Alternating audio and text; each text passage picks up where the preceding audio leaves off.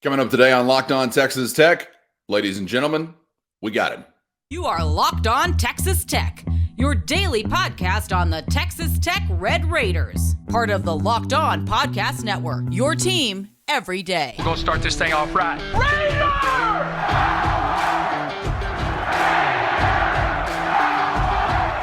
Everything runs through Lubbock. Always great to be with you on Locked On Texas Tech on the Locked On Podcast Network. Thanks for making us your first listen on YouTube or anywhere you get podcasts with the only Chris Level. I'm Casey Cowan, kicking off a new week and kicking off a new era of Texas Tech men's basketball, anticipating a little bit later today around 4 o'clock over at United Supermarkets Arena, the official formal introductory press conference for Tech's new men's basketball coach, that being Grant McCasland. Chris, after the last time we spoke on Friday, we did see the official announcement come across. We saw Coach McCasland on a jet, and then on the ground in Lubbock, we gave him a classic West Texas weather welcome. So there's nowhere to go but up from there. And we've got a new head coach officially now. Looking forward to hearing from him later today, but sure, it's been a whirlwind weekend for Coach McCasland and a lot of folks tied to Texas Tech since we last spoke. Yeah, it was not exactly Chamber of Commerce type weather on Friday, but I will say that the way Coach McCasland's personality is, he probably just embraced it for what it was, just like kind of Joey does. I mean, you've never heard Joey complain. It's just kind of part of who you are, and obviously Coach McCasland's been here for 3 years prior, many years ago. So he's not going to freak out when the sky turns brown on occasion, like you might worry about some guys doing that. But yeah, it's official, and he was here for parts of the weekend. I think, I think trying to meet with players and I'm assuming trying to put staff together and those kinds of things. And that this is going to be a tedious process, just because it's kind of it's kind of like either butterfly effect, domino effect, whatever, pick your cliche out of the sky here. Because I mean, one player that you keep may keep you from bringing somebody else in, or these players, they would be a good nucleus, but if we can't keep them all together, then it doesn't make as much sense. I mean, there's just all these kinds of dynamics you have to put together on the roster, and all that. But I would guess that is, and it will be interesting to see, Cowan, how many and who of the current players show up today to Coach McCasland's press conference. I think they'll be somewhat telling. I think some guys potentially have made the decision just to, hey, I'm out, I'm going to go do something else, and others I think are looking to stay here. But there's a variety of decision makers that factor into how that plays out. Yeah, I'm excited to see maybe what might be revealed as far as attendance is concerned. And trying to glean anything from between the lines that we've been processing, I guess, since the decision has gone down, or even slightly before that. We talked about an announcement of an NIL arrangement for Jalen Tyson with Level 13. Does that mean something relating to his Texas Tech future? I saw social media stuff with Pop Isaacs working out in the Womble like in the last 72 hours. So I'm like, all right, do you still get your key card if you're out of the program? I don't know. Maybe all of it means nothing. Maybe all of it means something. Who knows? But two big pieces, obviously, to pay attention to there. I want to get to something on the player aspect coming up in just a minute, Chris. But as far as Coach McCasland and any developments over the weekend, you and I spent a lot of time speculating about what a staff could look like, what names might be involved. I think let's start with Ben McCollum, because I guess last week it was you used the word probable as far as a potential landing spot in Lubbock for Coach McCollum. Just with him specifically, have you seen anything change there? Anything advance? Feel any differently than you did last time we talked about it? I guess let me phrase it this way. I guess that, remember how when this coaching search began, I guess I maintained that I thought Grant McCasland would be a part of the search until he wasn't, and until you hired somebody else, or he had said, hey, I'm out of the search. I'm going to stay at North Texas, whatever. So he was going to be in until the very end. Until you fill up your entire staff, I'll believe that Ben McCollum will be a part of those conversations until he's either says I'm going to stay where I'm at, or I'm not coming to Texas Tech, or whatever. But those rumors have not stopped. And again, I know he's known Coach McCasland for a long time. Very well respected coach at the Division II level, and and again, as we mentioned, I think this is a guy that Mark Adams really looked at to try to hire in the last couple of years, and kind of pulled things from, or tried to. So that is again, probable, I think, is fair because those rumors haven't stopped. But again, I can't say that anything's done there, but I believe that that seems likely. So we'll see. And the other, Gotcha. I keep, I don't exactly know how this will play out. I think, look, Coach Pinkins is somebody that may in fact stay in Oxford. I don't know if he was given the opportunity to stay here. I don't know if he was and turned it down, but it seems like signs continue to point to Coach Pinkins maybe staying with Chris in Oxford. Then Coach Peary's got a lot of things going, and I don't know what that entails for an opportunity to come back here, if that would be made available to him, or if he'd want to do it. And then John Jacobs is a name that is kind of starting to emerge a bit. He is the associate head coach on Scott Drew's staff, and has known Coach McCasland for. Yeah, I mean, I obviously known each other for a while. I don't know if that is likely, but again, there's starting to be some speculation there, but I don't, so I just know that, and keep in mind too, Callan, is that the NCAA within the next year, they are going to change the rule a bit. I don't know if you saw that late last week about. And it was thought going to be passed, and it ended up not being, where you can have like an 11th and 12th essentially assistant coach, and on the football side of it, to where they can't go out on the road and go recruit, but they can get on the field and coach. They can recruit on campus. They're kind of an in between. And the basketball version of that, there will be a fourth and a fifth type assistant coach here. Like think this past year, Sean Sutton, Daryl Dora type role. To where, but those guys can actually get on I think we've talked about this, a little bit. I'll try to explain it again, but, so I just bring all that to say that as you fill these roles, there's some of these coaching roles, there's some of these kind of in between roles that they will grow into that. There's a variety of different things. And I'm as curious as anybody how the pieces of the puzzle fit together. I do gather, based on how this weekend has gone, that really there won't be much of the previous staff returning at all, and that's the hard part of this business. Watching people that, in effect, did their jobs really, really good, and just are told you good luck in your future endeavors type situation. That's Grant's call, but it sucks that that's just part of the business. But that is never easy, man. Watching that happen. Yeah, seems like we always kind of go through this process when you have a coaching change. Unfortunately, through some different periods as Tech fans, we've had a lot of practice in processing these things.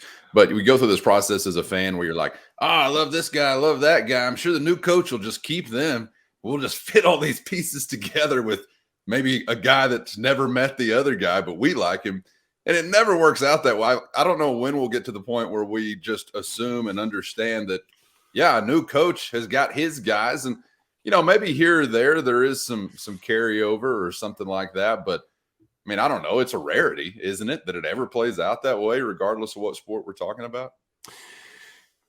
Tommy McVeigh made a career out of bridging the gap between staff and community every time a new coach would come in here. And I think that, the Tommy Tubervilles, and then Cliff, obviously knowing Tommy, and then, Matt Wells, they hold on to Tommy for dear life because they don't, Yeah. much like you said about, they don't, like the new coach coming in, he doesn't know all these staff guys. It's a small enough world in those circles to where, hey, you know somebody that's worked with somebody, and you can get, recommendation, this and that. But large in part, what you said is true. However, the Tommy McVay role is somebody that bridges community and program together, and I think that will be interesting to see if there's anybody held over just to kind of give the new staff the lay of the land, just on everything that involves being the head coach at for within this basketball program and all that stuff. But it's just everybody does it different, man. And you're right. This is Coach McCasland's first Power 5 head job. I'm sure that this is a day that he's been dreaming about or waiting on for many, many years, and probably had it in the back of his mind. If I ever get to this point, this is how I want to do it. These are the people that I want around me. And that now is that time. So, but he seems to be going about this very patient and methodical, and kind of, really, I'm just interested to see kind of what the end product looks like, because you need a level of recruiting and organization and X's and O's, all those things kind of mixed up in there together in that blender whenever you're talking about putting the staff together. Want to switch gears a little bit to a different phase. I hesitate to call it the next phase because I don't really know if there's an order or what order it is, because kind of had in our minds, or in my mind at least, along the way, like, all right, you get your new head coach. We know there's all these players just kind of hanging out, in the fog right now, but you'll get your new head coach. Then he'll assemble his staff, and then we get to putting together a roster. The process might mirror that somewhat.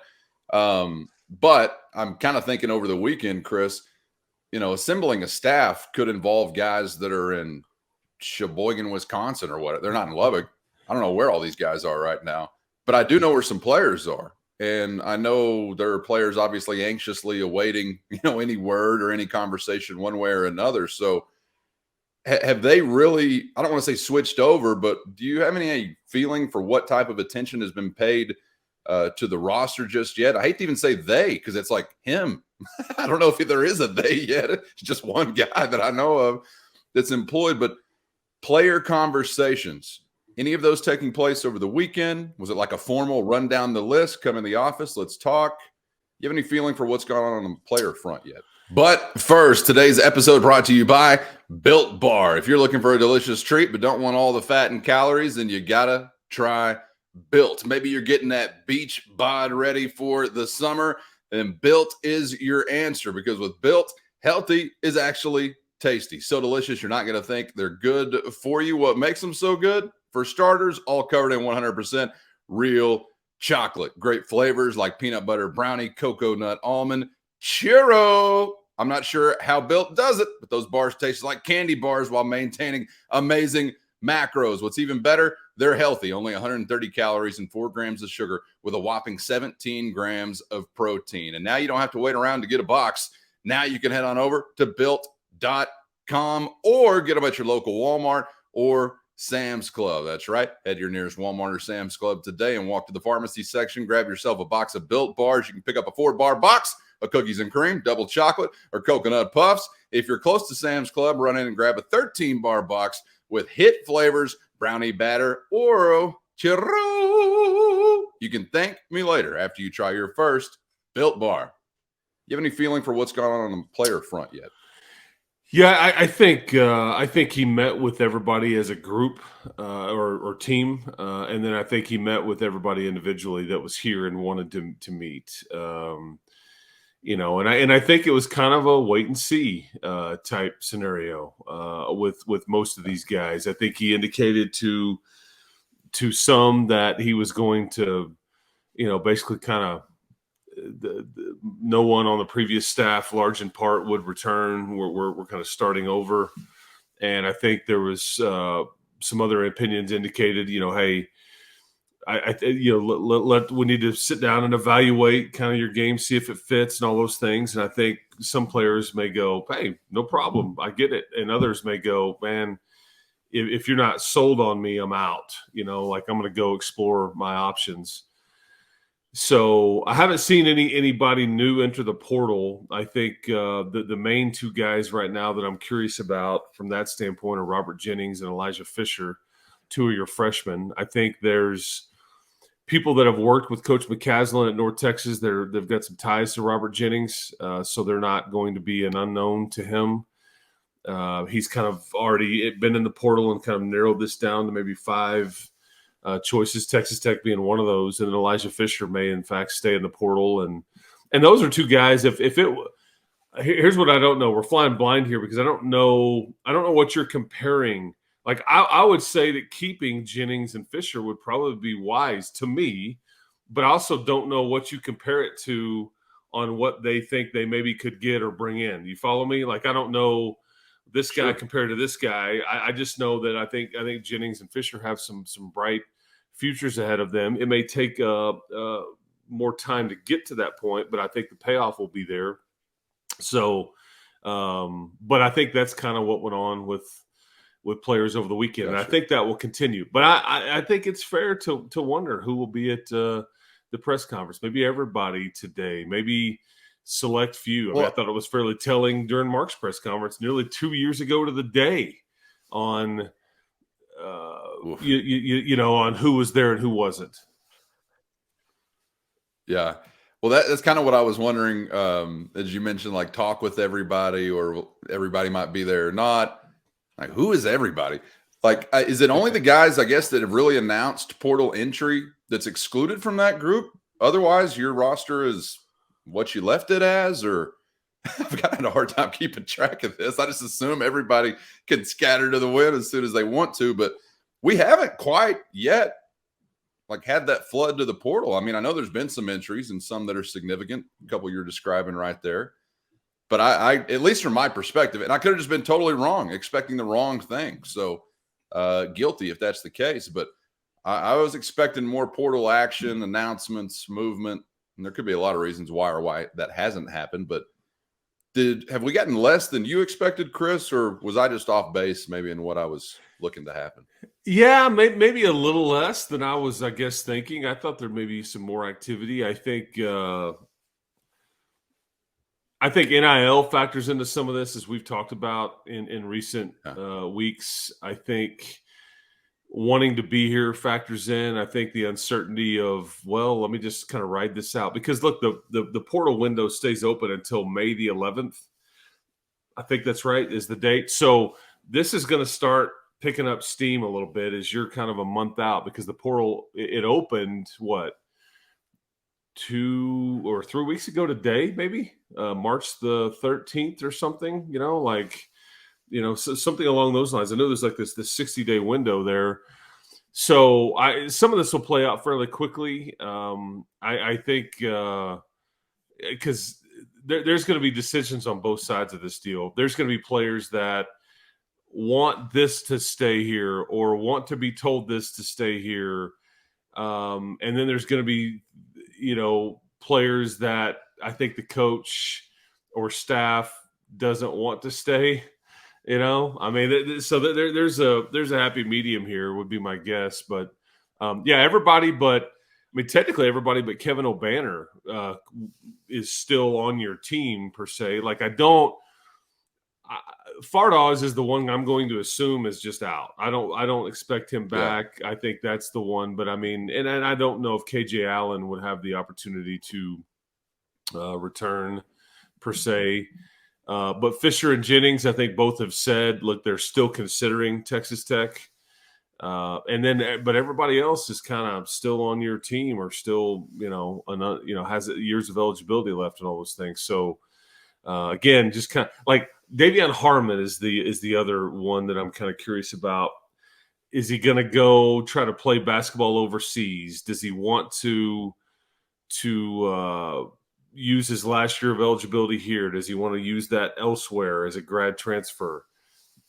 Not sure what that looks like. So those are key decisions here as you put this roster together that you'll need to kind of decide on fairly quickly, player and coach or coaching staff. Yeah, that's going to be, when you think about, or you mentioned Kevin O'Bannon, and I'm like, oh yeah, a guy that just used up his eligibility. I forgot what that looks like when a guy just gets to the end of the rope in your program, because usually it's like, all right, well, here's this next stop on the college basketball transfer fun bus, wherever that's going to be. But I mean, I'm honestly, I don't know about you, man. I'm glad that the team I root for has been able, in some cases, some different sports here or there, to take advantage of like COVID bonus eligibility and things like that. But I am ready to get out of this. I'm done with this era. I'm ready to get on to something that resembles a little more normalcy, even though it's not going to be normalcy, I guess, as we once knew it. But we're about out of the super senior era, aren't we? Or do we have maybe another year or two? Well, I mean, technically, that would line up. I know that's a confusing question. Well, yeah, technically, I think that you're 2 or 3 years away from like being totally removed from the COVID extra year, just because if they were a freshman that year, then they've still got 5 years to play for after that. So I mean, it's just going to take a while to cycle all the way through that. I mean, anyway, but yeah, no, I get it, because it becomes very confusing and all those things. And that was a situation like a year ago. Like, you just remember, I mean, heaven forbid that team last year would have not had Marcus Santos Silva as that extra COVID yeared guy, because I thought he was like basically took one for the team. Hey, I'll come off the bench. I'll kind of swallow my pride here and not have an ego. I'll be a super sub, even though he had started pretty much the majority of the games the year before. And yet he's the guy out there at the end of the game in Waco, Texas, mind you, guarding, what was it, LJ Cryer, Adam Flagler.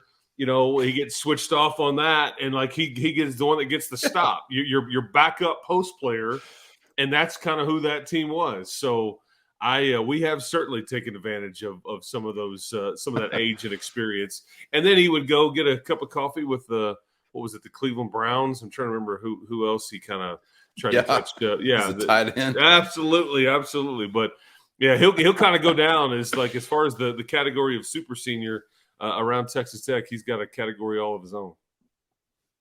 And as a former tight end, just embarrassing that people think you can just plug and play into that position. That's the most intellectual position possibly on a football. You think you can just walk up and be a tight end because you got the measurables? Well, actually, you probably can. I don't know. But I was a little incensed by that. It happens all the time. Silva was not the only example. Chris, were you more Jason Witten? Were you more Jason Morrow? Were you more, I got to tell you, I didn't. Sharp? What?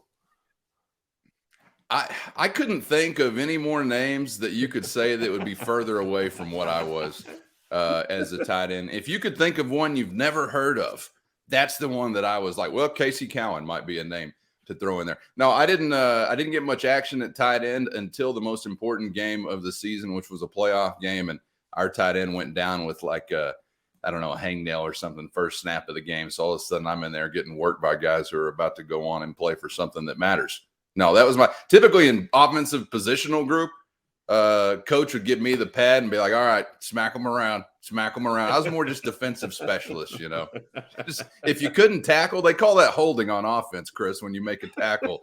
I didn't like that. I didn't understand that. That didn't register with me. So I had to be on the other side of the ball more often than not. But in another episode, I'll tell you about my left guard days. You want to talk about some of the dirtiest tricks in the book that you saw pulled out of the bag there. If you're only 150 pounds of twisted steel and sex appeal at left guard, no holds are barred is all I can say. But that's another episode for another day.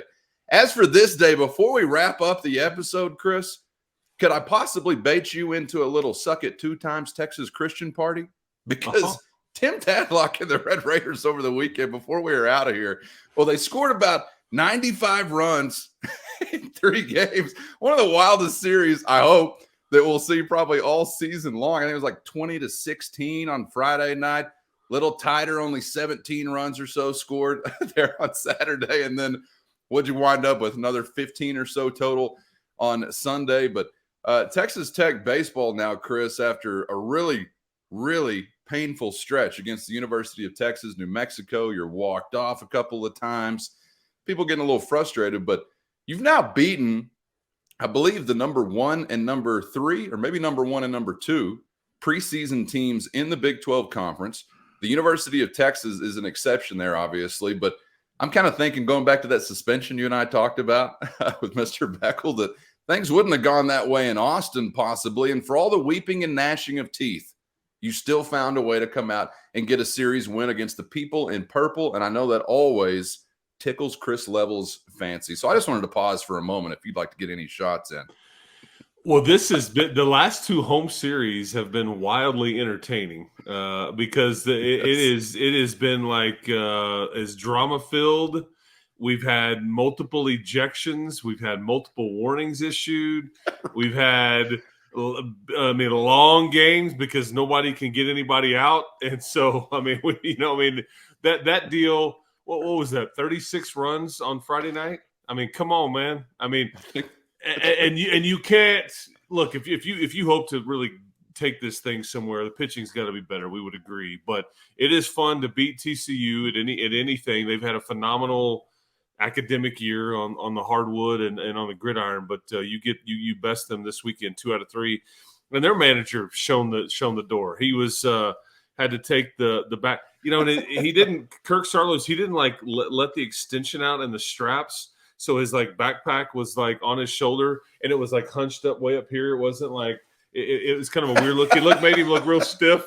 And so but he walked with his backpack like way up, hunched up here, all the way down the left base line as they showed him the fence, the gate through the fence, and he had to go find the bus. He was walking with some, I don't know if she was a media relations or if she was his assistant or what, but that was drama filled, and it was. Again, it was spicy, man. I mean, both umpire comes out and he's like, warnings to everybody. Nobody says another word or it's curtains. And it's just, rather juicy. Yeah, rather juicy. But you're battling. Pitching's got to be better. You need to learn to get a lead in these games and play with it. You've been playing from behind a lot, but the schedule was very much front-loaded, Cal. And now that you've mentioned, you kind of have had Oklahoma State, Texas, and TCU. Now you just can't like mentally go, okay, good. Now we're good. This will be easy down the stretch because right. now you need to go make some hay and finish this thing up strong. That's right. Let's get out there to making hay, boys. Abilene Christian fit in the description of the next potential victim. That's coming up on Tuesday. But yeah, for all the frustration, you've taken out the top 2 in the preseason poll, and you're sitting here still in fairly good position. But I don't know. Are we just going to anticipate seeing a whole lot more of what we saw over the weekend, which was wildly entertaining? I'm not sure that's how Tim Tadlock wants to draw it up every time out. But if you're a fan that had a ticket, I guess you got your money's worth. No doubt about that. And always fun to beat them over in Fort Worth or send them back to Fort Worth with the West Texas whooping. So see what they have in store for us coming up this week. Make sure you're subscribed on YouTube to Locked On Texas Tech so you miss nothing as far as reaction to the introduction of Tech's new head men's basketball coach, that being Grant McCasland.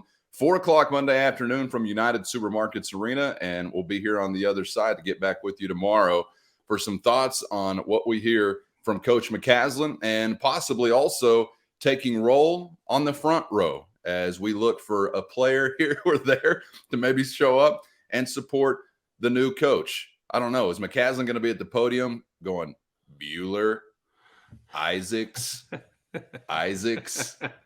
Or maybe he'll just be able to spot him right there. Can't wait to find out, Chris. Thanks for the time as always, man. Enjoyed it. Yes, sir. Keep hope alive, people. We'll talk to you next time.